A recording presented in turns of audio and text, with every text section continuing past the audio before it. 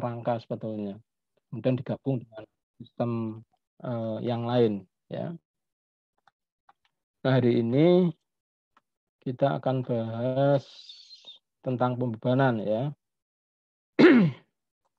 Ini sebetulnya merefresh kembali apa yang dulu pernah kita pelajari bersama di struktur dan utilitas 1, ya. Dulu pernah kita bahas tentang pembebanan, ya. Saya mencoba untuk merefresh kembali supaya pemahaman kita terkait dengan struktur, ya, terkait dengan fungsi struktur itu bisa Anda aplikasikan pada saat Anda mendesain bangunan, ya, karena sistem struktur itu ada karena ada beban, ya. Sistem struktur itu kemudian dimunculkan di bangunan, ya, karena dipakai untuk menahan beban, ya, sehingga pemahaman kita tentang pembebanan itu menjadi perlu, ya. Nah, beban itu mempunyai arti yang berbeda-beda, ya, kalau bisa kita aplikasikan di dalam kehidupan kita sehari-hari, ya. Beban itu bisa mempunyai makna yang berbeda-beda, ya. Nah, di dalam sistem struktur, ya, pengertian pembebanan itu sudah diatur di dalam Standar Nasional Indonesia, ya, tentang beban minimum untuk perancangan bangunan gedung dan struktur lain. Ya, beban minimum, ya. Jadi beban yang harus ada di dalam perancangan bangunan gedung. Nah, pengertiannya adalah beban adalah gaya atau aksi lainnya yang diperoleh dari berat seluruh bahan bangunan, ya. Mungkin Anda masih ingat, berat seluruh bahan bangunan itu masuk ke kelompok beban mati, ya. Penghuni masuk ke beban hidup, barang-barang yang ada di dalam bangunan masuk ke beban hidup, efek lingkungan ini bisa beban gempa, bisa ke beban angin, ya. Kemudian selisih perpindahan dan gaya kekangan akibat perubahan dimensi. Nah, ini masuk ke kelompok beban termis, ya, atau ada juga yang menyebut beban khusus, ya. Nah, kita mencoba untuk memahami bagaimana suatu sistem struktur itu di dalam menahan beban, ya, untuk bangunan bertingkat. Ini ada sistem struktur rangka yang digabung dengan dinding geser, ya. Jadi yang di tengah ini adalah dinding geser. Nah, yang di samping kiri dan kanan ini adalah rangka, sehingga di sini muncul kolom. Nah, apa yang dimaksud dengan dinding geser? Dinding geser itu adalah dinding yang berfungsi sebagai komponen struktur, ya. Nah, tentu saja karena berfungsi sebagai komponen struktur untuk menahan beban, maka materialnya itu harus disesuaikan. Materialnya tidak boleh menggunakan bata merah. Nah, sehingga dinding geser ini, ya, ini biasanya materialnya menggunakan beton, ya. Materialnya menggunakan beton, di samping-sampingnya digabung dengan balok. Nah, sehingga kalau di sini kita lihat ini ada kolom, ini ada balok. Nah, baloknya nanti akan nyambung dengan dinding geser ini. Karena ini dari beton, biasanya baloknya ini juga dari beton sehingga nyambungnya mudah. Atau bisa juga ininya beton, ya, dinding gesernya beton, rangkanya ini baja misalnya. Ini juga bisa. Ini contoh jenis beban, ya. Ini menurut Daniel Skodek, ya. Dalam bukunya struktur, saya tidak usah mengulang lagi ini, ya. Ini sudah kita pahami bersama dulu di SKU 1, ya. Nah, kita langsung ke jenis pembebanan, ya. Mudah-mudahan Anda masih ingat betul, ya, apa itu beban hidup, ya, apa itu beban mati, ya, dan lain sebagainya, ya. Beban hidup, beban yang bisa berpindah-pindah, ya. Yang berpindah-pindah itu tidak hanya orang, ya, tapi barang, ya, barang yang ada di dalam bangunan itu bisa berpindah-pindah, ya. Nah, teman-teman sipil itu sudah punya standar ya, kalau menghitung beban hidup untuk ya lantai rumah tinggal misalnya, standarnya adalah 200 kg per meter persegi ya. Sehingga kalau Anda punya lantai rumah tinggal bertingkat misalnya 100 meter persegi ya, maka beban hidupnya ya itu tinggal dikalikan saja 100 kali 200 kg ya. Berarti berapa itu? 100 kali 200 20.000 kilogram ya, atau 20 ton ya. Itu diperlukan oleh teman-teman sipil dalam rangka untuk memperkirakan besar beban ya. Untuk menghitung apa? Untuk menghitung kekuatan plat lantainya, untuk menghitung tebalnya plat lantai, untuk menentukan tulangannya plat lantai ya. Sehingga kalau teman-teman sipil nanti sudah melakukan proses perhitungan, mereka memang memerlukan perkiraan pembebanan terlebih dahulu ya. Nah, di sini sudah ada standar-standarnya, misalnya tadi lantai rumah tinggal, sekolah, kantor, toko, rumah sakit, restoran ya. Itu sudah ada standarnya ya. Nah, ini ada ilustrasi bagaimana beban itu bekerja ya. Ini ada yang beban bekerja secara setempat, tapi ada juga yang merata ya. Nah, oleh teman-teman sipil ini sudah diperhitungkan semua ya. Apakah bebannya merata atau bebannya setempat ya. Dan yang kedua beban mati ya. Beban mati itu adalah beban dari komponen-komponen sistem struktur. Ya, kalau kita pakai sistem struktur rangka ya di dalamnya ada balok, ada kolom, ada plat lantai, ya. Semua ya, semua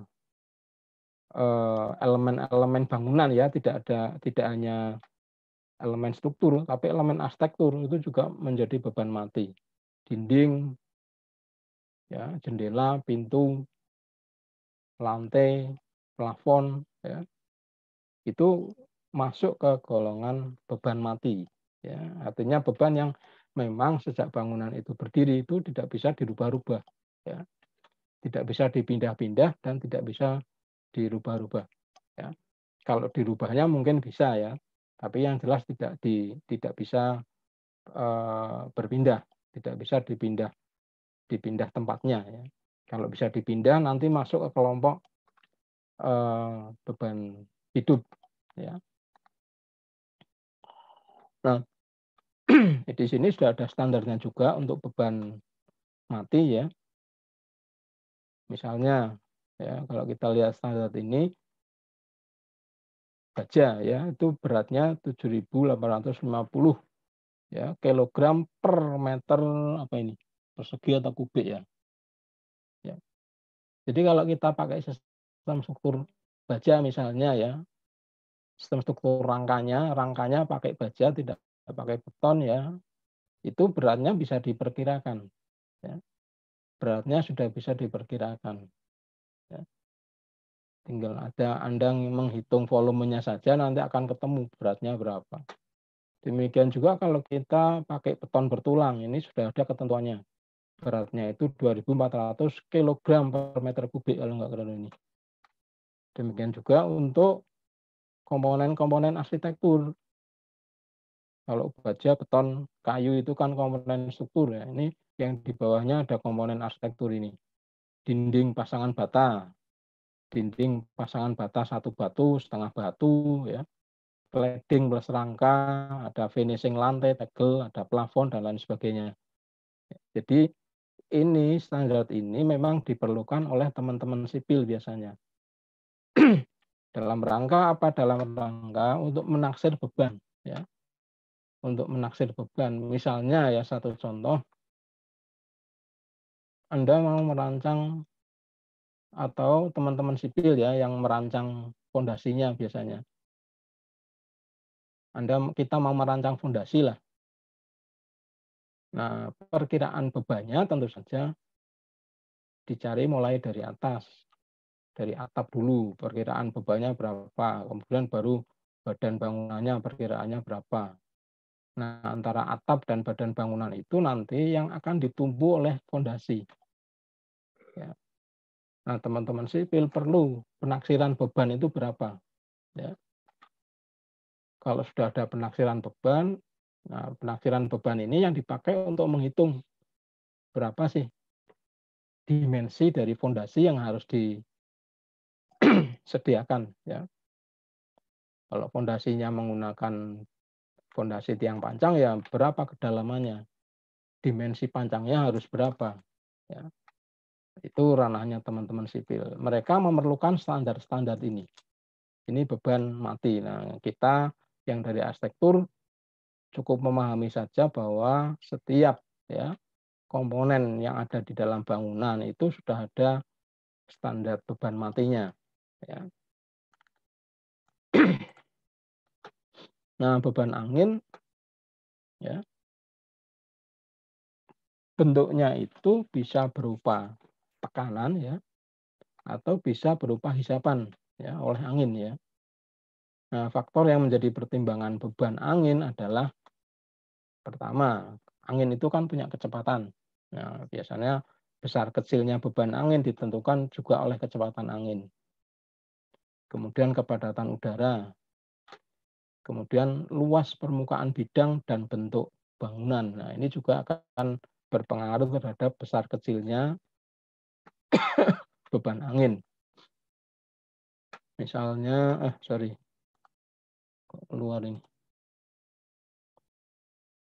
Ya, misalnya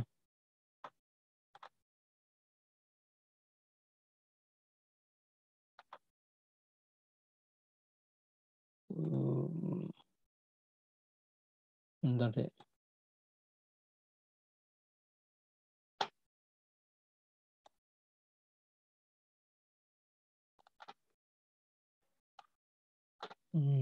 Kok nggak bisa ya? Oh, ini dah. Luas permukaan bidang dan bentuk bangunan. Misalnya Anda punya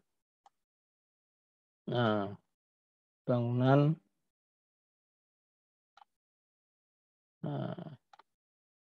ini A, ini B. Anginnya sama-sama dari sini. Kalau menurut Anda, beban angin yang menimpa pada bangunan itu yang besar di A atau di B? Ada yang bisa menjawab? Faris Akbar, Ahmad Agun.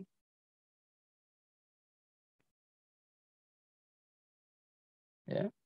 Jadi kalau ada bangunan A seperti ini, ada angin yang meniup dari arah sini, ada bangunan B seperti ini yang meniup angin dari arah anginnya dari sini, ya maka otomatis bangunan yang B ini yang beban anginnya lebih besar. Itu kaitannya dengan luas permukaan bidang dan bentuk bangunan. Nah, ya. Nah, angin itu biasanya bergerak dari tekanan yang tinggi ke tekanan yang rendah atau dari suhu udara yang rendah ke suhu udara yang tinggi. Ya.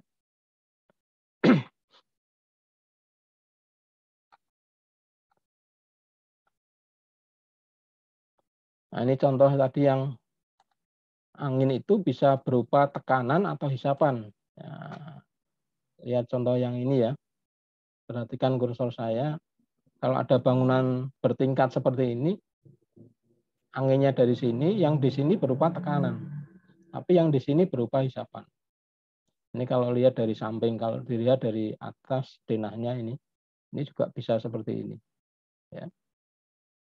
Jadi angin itu bisa berupa tekanan, bisa berupa tekanan. Nah, kondisi yang seperti itu tentu saja sudah diperhitungkan oleh teman-teman sipil ya. Nah, beban angin memang kemudian sangat bergantung kepada besar kecilnya tadi kecepatan angin ya. Kalau Anda sering mendengar berita dari Badan Meteorologi ya, yang yang meramal cuaca itu. Itu biasanya ada keterangan tentang kecepatan angin, ya. Nah, kecepatan angin kalau sudah berbentuk angin puting beliung itu bisa sampai di atas 100 kilometer satuannya jam ya. Ya. Bisa sampai bahkan bisa sampai 200 kilometer ya. Nah, jadi yang perlu difahami angin bisa berupa tekanan dan hisapan ya. Kemudian yang kedua, angin di samping bisa menjadi satu beban yang kadang-kadang bisa merugikan ya, tapi bisa juga dimanfaatkan ya. Jadi kalau Anda lihat eh, ilustrasi gambar yang di bawah ini ya, ini untuk bangunan tidak bertingkat ya, angin dimanfaatkan untuk kenyamanan ruang ya. Untuk bangunan bertingkat bisa enggak? Ya bisa saja, tinggal diatur saja cara perletakan jendelanya bagaimana, cara memasukkan angin dan mengeluarkan angin bagaimana. Karena seperti kita ketahui, tekanan angin semakin ke atas itu semakin besar tekanannya. Tekanannya semakin besar. Ya, sehingga kalau Anda membuat bangunan 10 lantai, di atas jendelanya dibuka, itu anginnya akan besar sekali. Ya, kekuatan mengalirnya udara itu sangat besar sekali. Ya. Nah, itu juga perlu menjadi pertimbangan. Ya. Pada saat Anda misalnya, saya ingin memanfaatkan angin untuk kenyamanan di lantai 10 misalnya. Kalau Anda bisa membuat satu desain yang itu memungkinkan, ya silahkan. Ya. Misalnya ya di lantai 10 anginnya yang mau dimasukkan ke dalam ruangan itu tidak langsung masuk ke dalam ruangan. Tapi ada satu konstruksi sendiri yang menahan beban angin. Ya. Kemudian setelah angin mengenai konstruksi tersebut, dia bisa mengalir ke dalam, misalnya seperti itu. Ya. Jadi ada konstruksi tambahan misalnya, sehingga tidak heran kalau kita lihat bangunan-bangunan tinggi itu biasanya di bagian atas itu jarang sekali ada jendelanya yang dibuka. Ya, karena memang semakin ke atas, alasannya tadi tekanan anginnya semakin besar. Ya. Nah, ini ada contoh beban angin ya, yang kalau kita lihat sekarang itu di tempat kita di daerah tropis itu kita sering mendengar ini angin lesus ya, angin puting beliung. Sekarang baru sering muncul ini. Ya. Kita nggak tahu apakah penyebabnya karena pemanasan global itu atau apa ya. Anda cari, silakan nanti kalau Anda ingin tahu lebih detail, Anda cari di internet. Sering munculnya puting beliung itu apakah karena ada kaitannya dengan pemanasan global ya. Nah, angin itu juga sudah dibuat yang namanya skala Beaufort ya. Skala Beaufort itu menentukan kecepatan anginnya dan juga kekuatan anginnya. Ya, si Beaufort ini penemu skala ini ya, yang menciptakan skala ini, dia membuat skala 0 sampai 12. Ya. Kemudian dikaitkan dengan kecepatan angin. Ya. Nah, Anda bisa lihat yang 0 misalnya ini tenang, kecepatan anginnya lebih kecil ya, ini lebih kecil dari 1 km per jam. Ini yang kita sebut dengan sepoi-sepoi basah gitu ya. Kemudian sedikit tenang, sedikit hembusan ya. Nah, di kategori ini ya, kategori 0 sampai 5 mungkin ya. 0 sampai 5 ini bisa kita manfaatkan untuk kenyamanan ruang. Ya. Tapi kalau yang 6 sampai 12 ini sudah tidak bisa dipakai untuk kenyamanan ruang. Ya, karena hembusan anginnya kuat, mendekati kencang sekali. Ya. Itu skala Beaufort. Ya. Nah, kalau bicara tentang beban angin itu Mungkin Anda juga sudah banyak melihat ya berita-berita di media massa ya, dampak yang ditimbulkan itu bisa banyak sekali ya, bisa macam-macam lah ya. Biasanya memang yang terkena itu bagian atas ya, karena angin yang posisinya biasanya ada di atas. Biasanya yang terkena ya atap ya. Kalau sistem struktur di bawahnya biasanya masih cukup kuat ya. Misalnya Anda pakai sistem struktur rangka ya. Yang terkena itu biasanya kalau ada angin kencang ya, itu yang terkena biasanya bagian atasnya ya. Nah, yang berikutnya beban gempa ya. Beban gempa adalah beban yang bekerja pada suatu struktur akibat pergerakan tanah ya. Pergerakan tanah ya, yang disebabkan karena adanya gempa bumi. Pergerakan tanah ya, yang disebabkan karena adanya gempa bumi, baik itu tektonik atau vulkanik. Yang tektonik itu biasanya disebabkan oleh tabrakan atau tuburan antar lempeng atau lapisan atau sesar ya, atau kerak bumi ya. Yang vulkanik biasanya ini muncul karena adanya kegiatan vulkanik di gunung biasanya yang mempengaruhi struktur tersebut. Nah, kalau Anda baca Al-Qur'an ya, di dalam surat An-Naml ya, ayat 88 ya, yang artinya, dan kamu lihat gunung-gunung itu, kamu sangka dia tetap di tempatnya, padahal ia berjalan seperti jalannya awan. Ya. Kalau kita lihat awan itu jalannya kan pelan-pelan. Ya. Begitulah perbuatan Allah yang membuat tiap-tiap sesuatu dengan kokoh. Sesungguhnya Allah Maha mengetahui apa yang kamu perbuat. Nah, dari ayat ini artinya apa? Artinya adalah ya, gunung yang kita lihat seolah-olah diam, atau permukaan bumi tempat kita berpijak yang seolah-olah diam itu sebetulnya bergerak.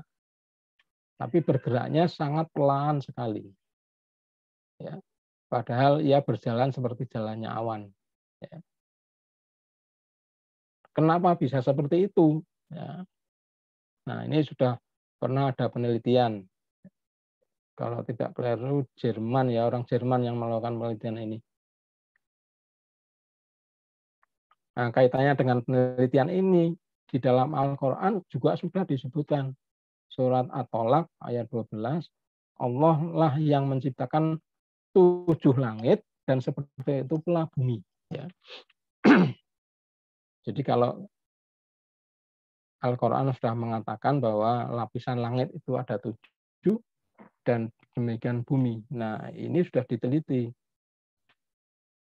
Ini hasil penelitian orang Jerman. Kalau nggak keliru, orang Jerman yang meneliti ini. Jadi lapisan bumi itu ada 7 ini.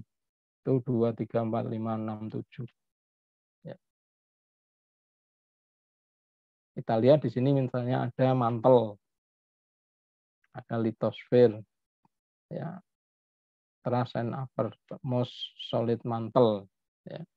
Nah, kenapa bumi bisa bergerak? Ya, itu karena di sini ada cairan liquid ini, ada cairan di sini.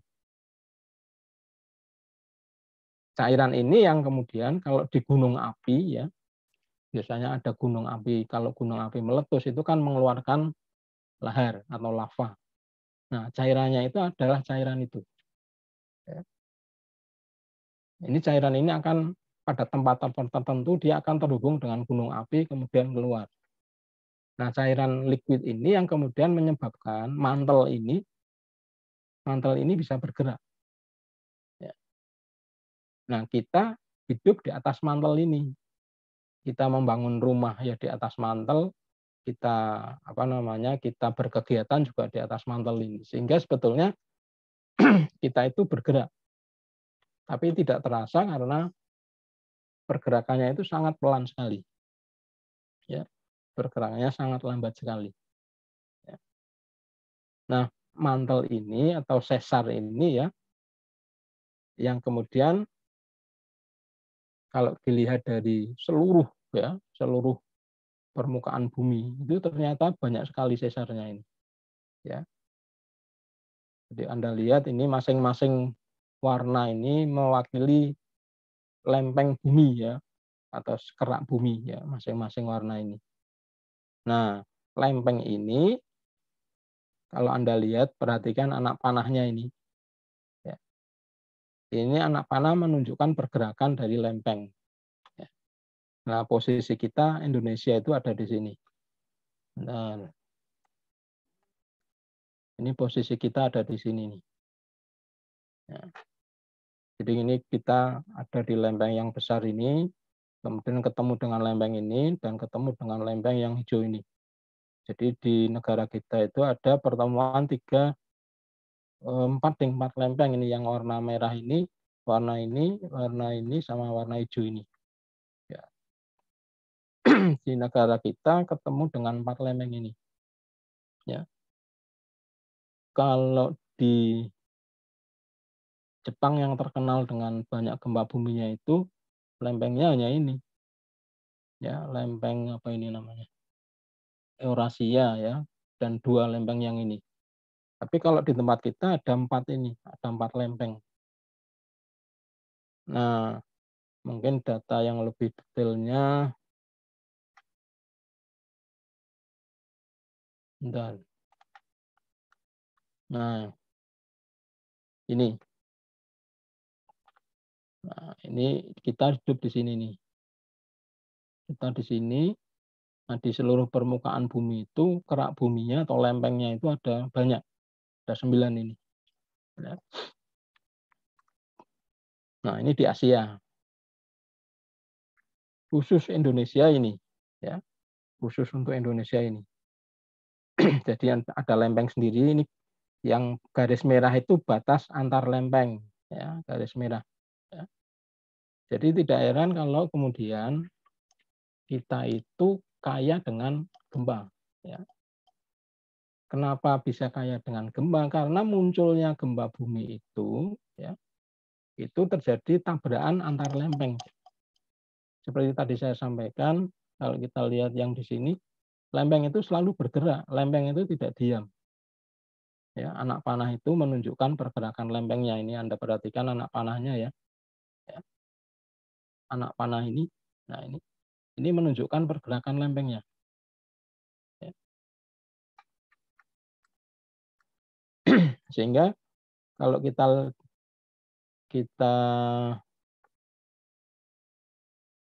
kaitkan dengan yang ini ya, munculnya gempa itu karena ada tabrakan antar lempeng. Ini ada lempeng Eurasia, ada lempeng Indo-Australia, di sini ada lempeng Pasifik. Ya. Sehingga kalau kita hidup di atas lempeng, lempengnya itu saling bertabrakan, itu yang memunculkan gempa. Bagaimana tabrakan antar lempeng bisa memunculkan gempa? Nah, ini peristiwanya bisa seperti ini. Ya, Anda perhatikan kursor saya ya. Ini lempeng sendiri, ini lempeng India, yang ini lempeng Burma. Contoh kasus ini ya, dalam contoh kasus ini. Dia tabrakan di sini. Bentar, biar lebih jelas. Dia tabrakan di sini. Ya. Pada saat tabrakan, gerakannya bisa seperti ini. Satu ke bawah, satu ke atas. Bisa seperti ini. Ya. Atau bisa juga dua-duanya ke atas seperti ini. Ya. Nah, biasanya kalau peristiwanya seperti ini, ya, ini akan memunculkan semakin lama bergerak, dia akan memunculkan yang namanya gunung, ya, yang namanya gunung. Dia ini terus bergerak, kan bergeraknya ke atas. Semakin lama kan dia akan semakin tinggi. Nah, ini akan memunculkan gunung. Nah, tempat kita yang mungkin Anda masih ingat betul gunung di antara Jawa dan Sumatera itu apa namanya? Yang ada di tengah laut itu apa namanya, Dik? Krakatau, Pak. Nah, Gunung Krakatau. Gunung Krakatau itu dulu pernah meletus besar sekali. Efeknya sampai ke Eropa. Sampai beberapa hari itu gelap ya. Karena matahari tidak bisa menembus awan akibat debu Gunung Krakatau. Gunungnya dulu hancur, nah sekarang muncul anak Krakatau. Nah, anak Krakatau itu muncul karena efek ini tadi.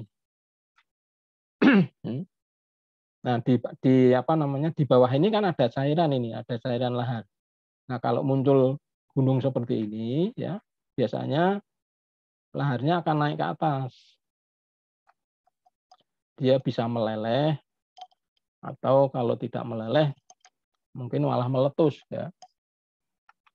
Kalau meleleh ya itu bisa artinya gunungnya tidak akan meletus ya.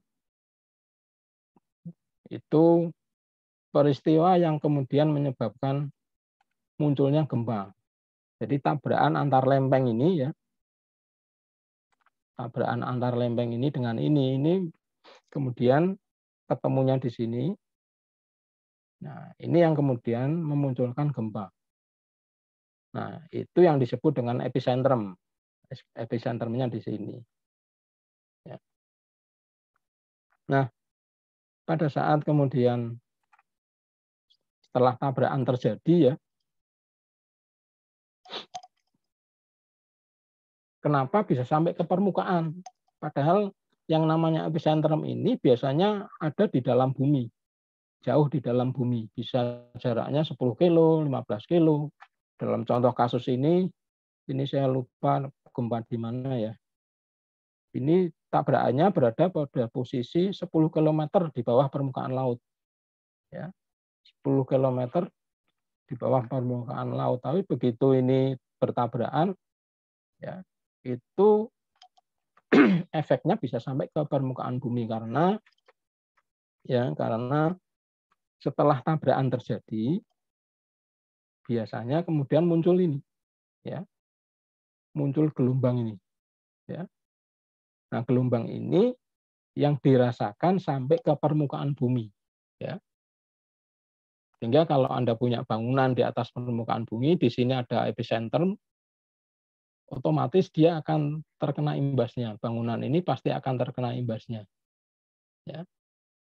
Dia pasti akan ikut goyang lah. Ya. Kalau misalnya tanahnya kan bergerak begini, ya, otomatis bangunan ini akan terkena imbasnya. Ya. Anda bisa lihat berbagai macam bentuk akibat dari adanya gempa ya. Akibat yang ditimbulkan itu bisa banyak sekali. Ya. Nah, efek ikutan dari gempa itu biasanya muncul juga apa yang kita sebut dengan tsunami. Meskipun setiap gempa tidak selalu memunculkan tsunami. Ya, tetapi biasanya kalau Anda perhatikan berita dari BMKG ya, kalau ada gempa pasti BMKG kan, BMKG apa ya?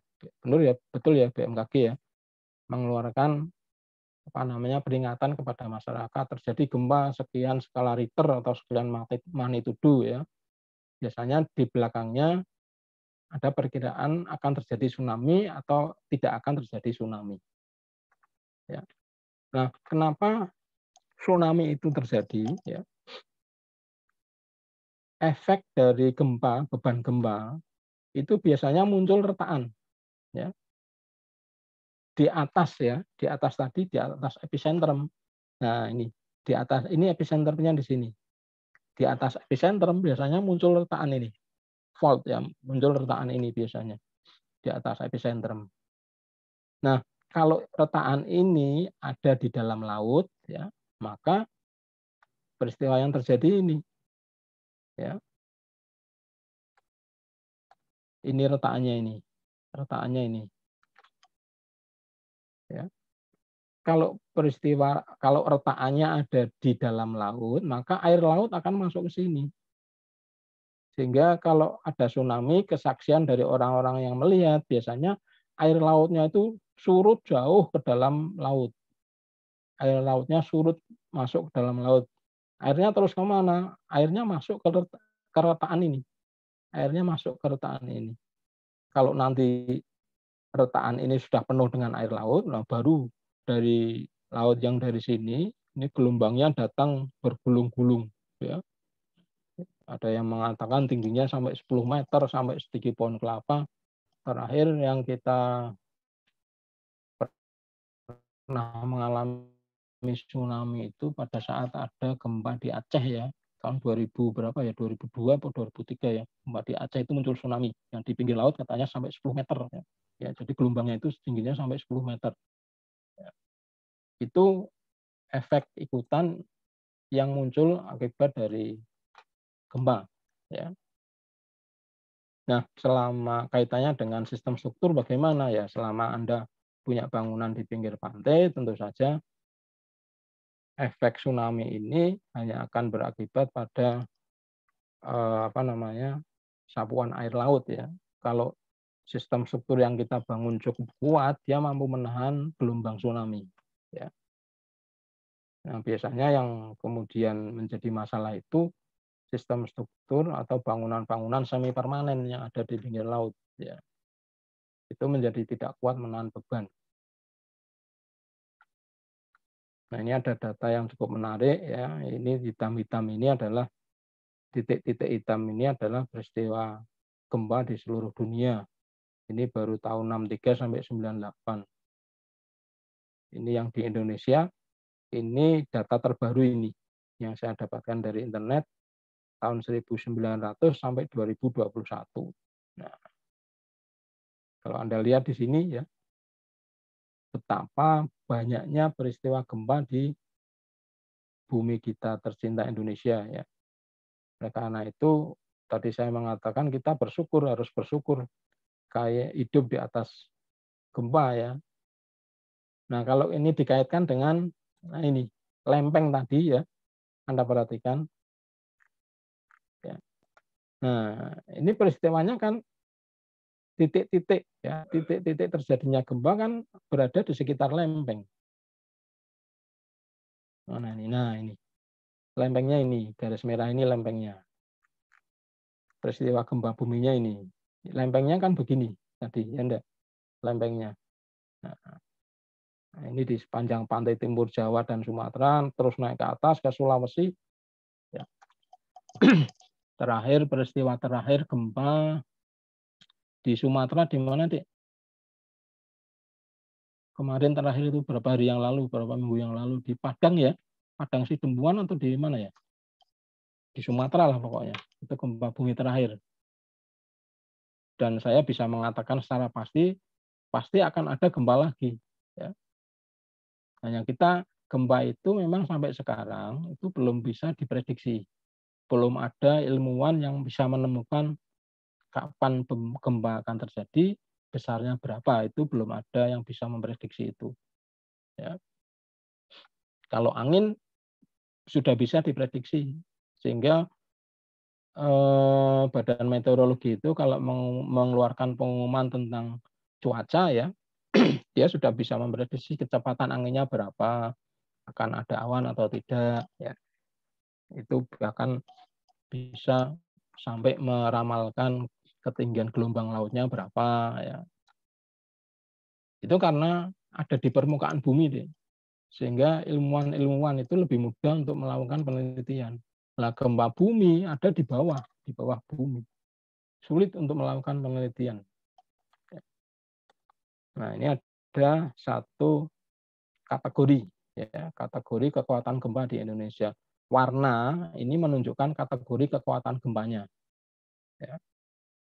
Sehingga tidak heran ini mengikuti lempeng tadi, kategorinya mengikuti lempeng tadi.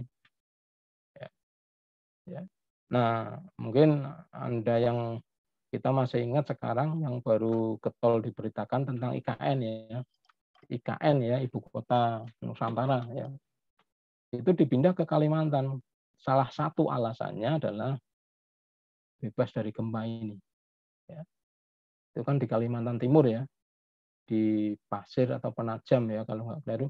Ya, itu di daerah sini, daerah sekitar sini. Ya. Ini namanya, kategori kekuatan gempa di Indonesia. Nah, peta ini diperlukan oleh teman-teman sipil karena pada saat menghitung kekuatan sistem struktur ya, teman-teman sipil akan melihat bangunannya posisinya ada di mana, kekuatan gempanya berapa. Nah, itu bisa dipakai untuk menghitung kekuatan struktur untuk tahan gempa. Nah, untuk bisa mengetahui tahan gempanya sampai berapa, teman-teman sipil akan melihat ini, melihat peta ini. Posisinya ada di warna apa, kekuatan gempanya berapa. Ya. Ya, kita dari arsitektur cukup memahami saja bahwa di Indonesia itu ada kategori kekuatan gempa. Ya. Nah, biasanya kalau ada beban gempa, ya, itu efek yang akan ditimbulkan itu biasanya pada setiap sambungan. Biasanya pada setiap sambungan ini. Nah, ini biasanya pada setiap sambungan-sambungan ini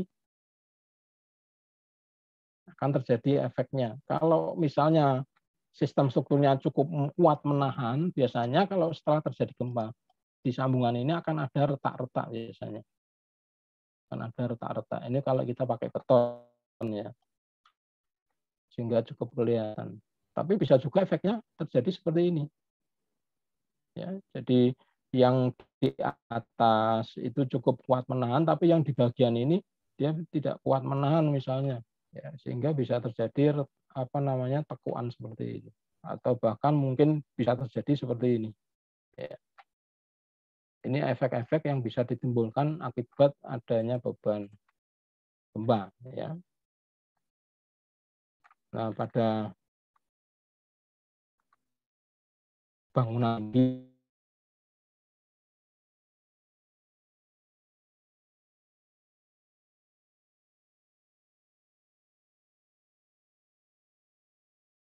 lihat ya dari mulai posisi bangunan dengan gaya gempa kecil misalnya sampai gaya gempanya besar, dia bisa bergerak seperti ini.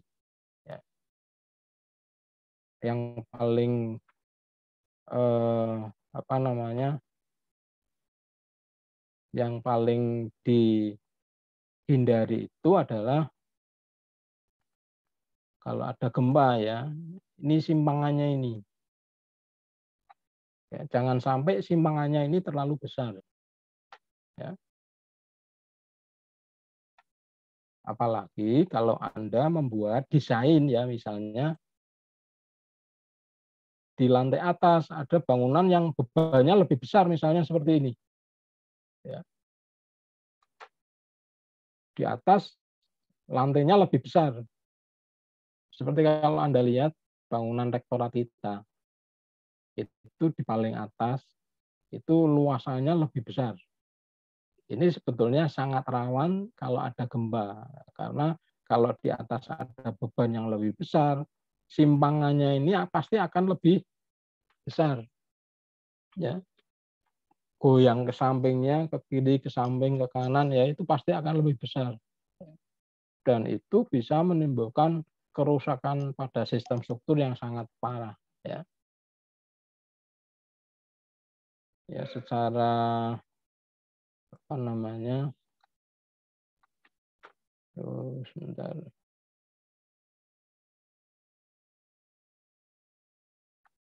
Nah, ini simpangan yang pada bangunan bertingkat memang dihindari simpangan yang sangat besar. Ya. Nah, ada beberapa cara yang dipakai untuk menghindari itu. Ya. Ini sudah pernah ada penelitiannya di Jepang ya. Di Jepang sudah ada penelitiannya. Ya. Jadi Anda perhatikan di gambar yang ini, ya, di gambar yang ini, ya, ini menggunakan sistem struktur konvensional fondasinya, ya, sehingga pada saat gempa, nah terjadi simpangan ini, ya. Simpangan ini akan menyebabkan hubungan antar komponen-komponen kolom dan balok itu pasti akan terpengaruh. Nah, oleh karena itu kemudian dilakukan penelitian. Caranya adalah ini di atas fondasi, ya dikasih ini. Nah ini ada konstruksi ini, ada konstruksi tambahan. Sehingga pada saat ada gempa bumi, dia bergeraknya ke kiri dan ke kanan itu bareng. Satu gedung bergeraknya bareng, ya, bergeraknya bareng. Kalau ini yang bergerak kan hanya atas. Ini terjadi simpangan. Ini juga terjadi simpangan, tapi yang ini simpangannya bareng, satu gedung bareng, bergerak bersama-sama. Kalau ini karena di bawah ini cepit tidak bisa bergerak, maka yang bergerak yang di atas.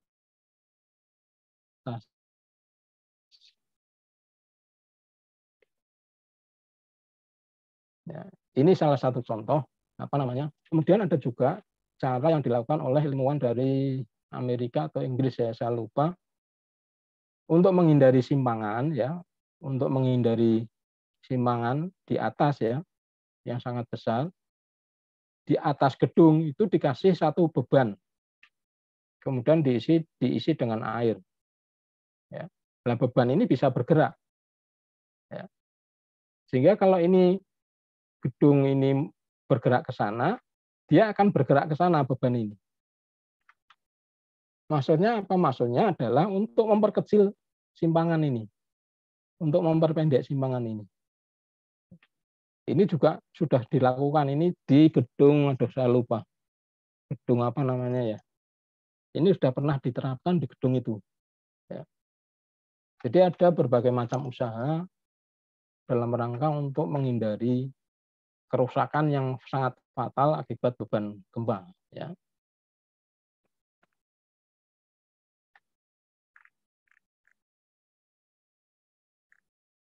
Kemudian, nah ini ada standar-standar getaran ya. Ini nanti silakan Anda cermati sendiri ya. Standar getaran ini bisa berefek terhadap manusia atau bisa juga berefek terhadap bangunan. Ini standar getaran ini dibagi menjadi A, B, C, D. Ya.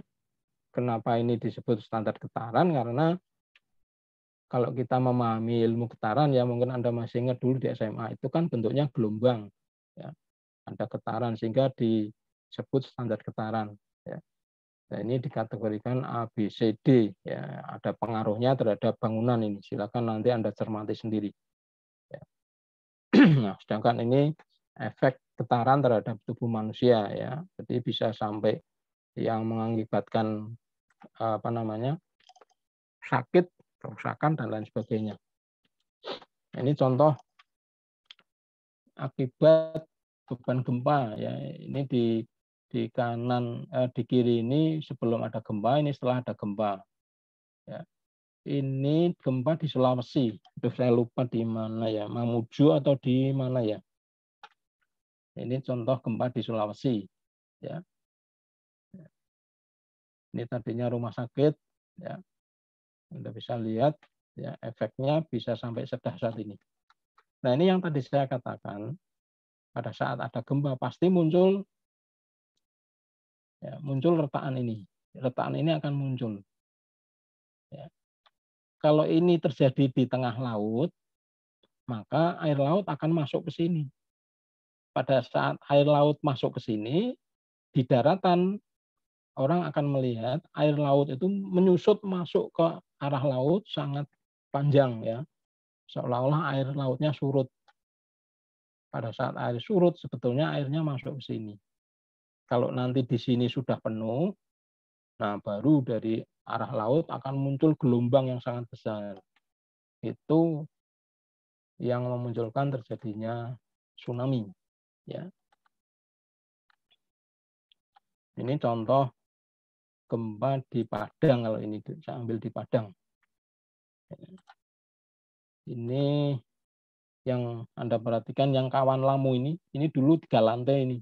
Lantai di bawahnya hilang sama sekali. Ya.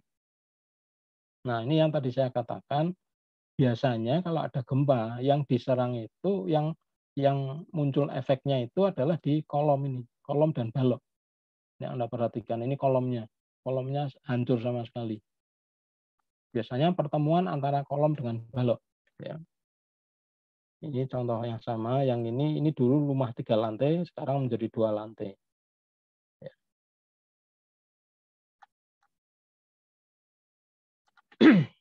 Nah, yang terakhir adalah beban termis, atau ada juga yang menyebutkan beban khusus. Ya. Ini muncul karena ada perubahan ukuran, perubahan bentuk karena suhu. Ya. Karena suhu. Ya. Kalau kita pakai beton, perubahan ukuran itu mungkin ada tapi tidak kelihatan ya, karena berubahnya ukuran itu kan sangat kecil. Ya, kalau kita lihat contoh gambar ini, misalnya di suhu yang asli itu di tengah ini garis tebal hitam itu suhu aslinya sekian, berada pada posisi ini. Kalau suhunya semakin tinggi dia akan mengembang. Ya. Kalau suhunya semakin turun dia akan menyusut. Nah, mengembang dan menyusutnya material ya itu akan menyebabkan pembebanan.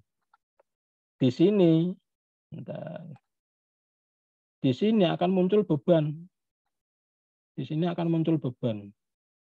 Beban ini muncul karena adanya ini tadi menyusut dan mengembangnya material. Ya. Nah, mungkin kalau di negara kita karena kita di negara tropis ya, suhu kita itu paling panas ya 33 lah, sekarang mungkin 34 ya sekarang ya. Adanya pemanasan global mungkin suhunya naik 34 paling tinggi ya. Paling bawah paling mungkin di negara kita ya 25 lah. Kalau malam itu biasanya 23, 25. Ya.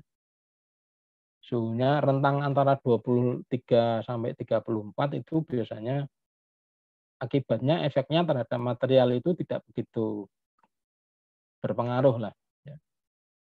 Beda kalau kita hidup di negara yang iklimnya kalau dingin bisa sangat dingin, kalau panas bisa sangat panas. Nah itu akan berpengaruh terhadap menyusut dan mengembangnya material.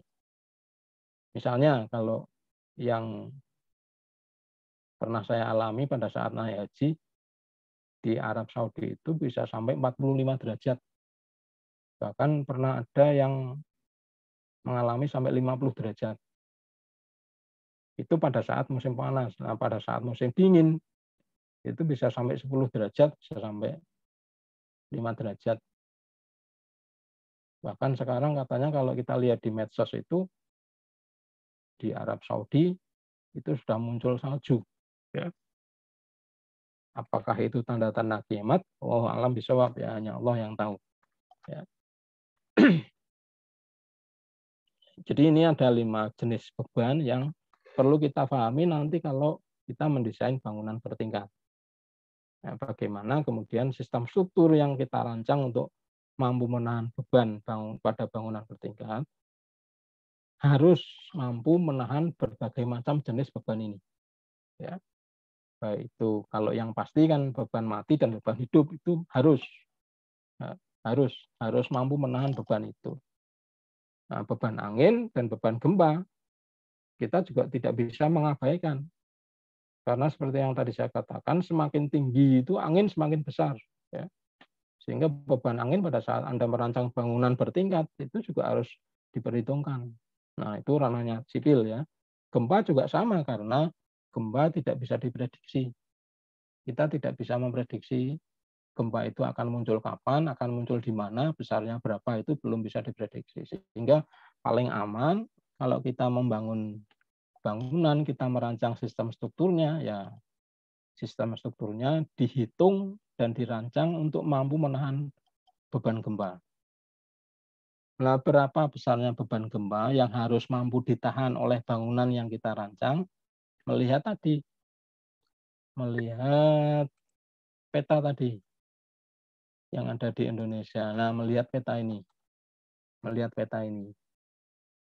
Kalau Anda ingin membangun misalnya di daerah mana ini? Misalnya Anda ingin membangun di daerah pantai selatan Jawa ya, itu masuk ke kategori warna apa nih, warna krem apa nih, atau warna kuning lah. Ya, warna kuning itu berapa ini ada keterangannya, tapi angkanya tidak muncul ini. Ya. Nah, teman-teman sipil akan memprediksi besarnya gempa itu berdasarkan ini, berdasarkan peta ini. Ya, ya namanya apa namanya perhitungan manusia ya, kadang-kadang kadang-kadang meleset juga bisa. Ya. Meskipun sudah dihitung dengan berdasarkan kekuatan gempa ya, pada saat gempa datang belum tentu bangunan yang kita rancang, yang kita bangun mampu menahan gempa. Loh, karena apa? Karena teman-teman sipil pada saat menghitung ya, itu berdasarkan tadi gambar tadi ya. Misalnya teman sipil menghitung sistem strukturnya untuk menahan gempa dengan besar gempa 8 skala Richter atau 8 magnitudo ya.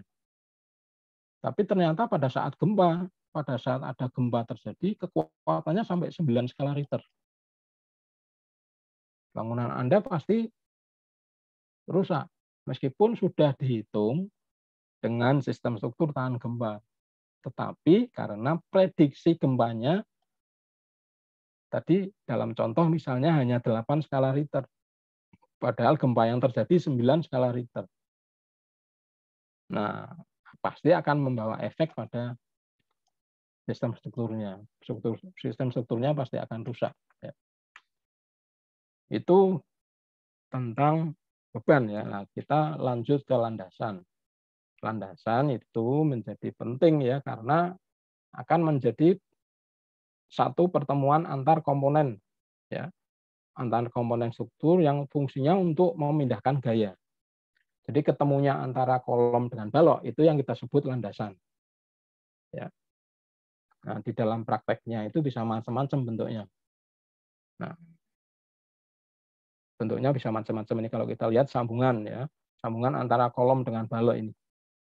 Ini dari kayu, ini dari baja ya, ini dari kayu ya, ini dari beton ya, ini dari beton ya, ini juga dari beton, ini dari baja. Nah, kalau ini dari kayu.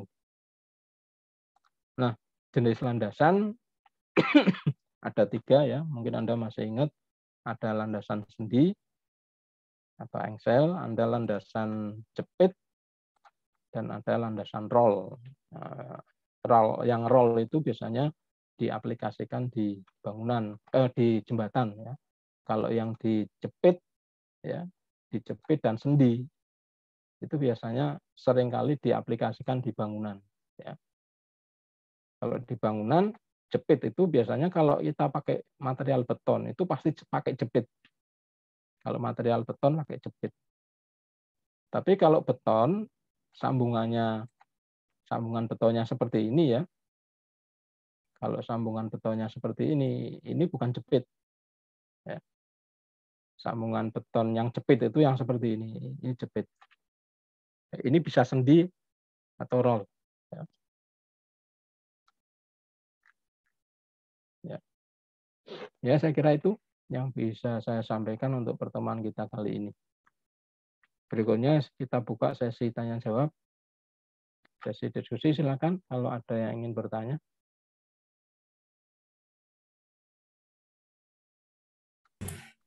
Izin Pak bertanya Pak. Ya. Tadi yang terkait masa berat di lantai tadi Pak, yang ada rumah yang 200, terus sekolah dan banyak 250. Nah itu Pak, itu batas minimal atau misalnya nanti dalam perhitungan misalnya rumah itu 200 kita tambahin 5 kg jadi 205 gitu, boleh nggak Pak? Atau emang udah harus gitu, atau itu hanya sebagai batas minimal aja Pak? Gitu Ini Pak. batas minimal sih. Berarti Batas minimal. dari itu boleh berarti ya? Boleh, sangat boleh.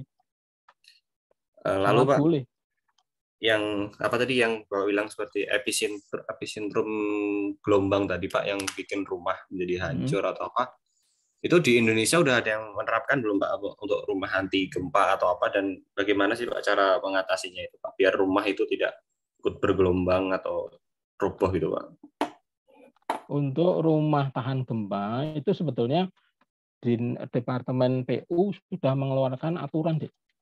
Ya, nanti suatu saat saya tunjukkan aturannya. Jadi sudah ada petunjuknya untuk yang bangunan tidak bertingkat ya, sudah ada petunjuknya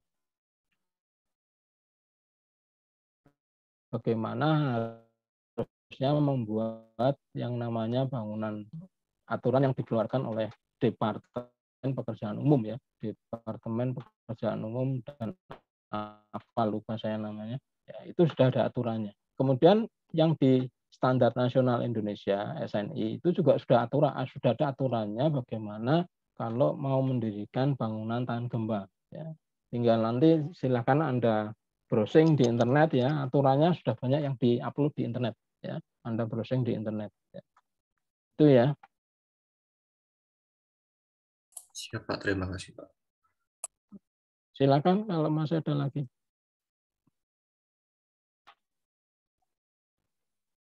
Cukup?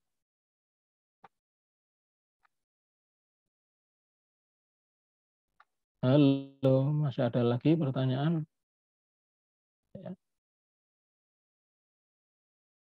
Ya, jangan lupa absensinya ya, nanti dikirim ke saya. Kalau tidak ada pertanyaan, mungkin untuk pertemuan kali ini saya cukupkan sekian dulu ya. Kita ketemu lagi minggu depan ya. Saya tutup. Billahi taufiq wal hidayah.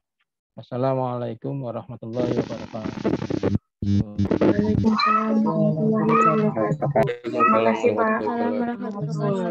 Terima kasih Pak.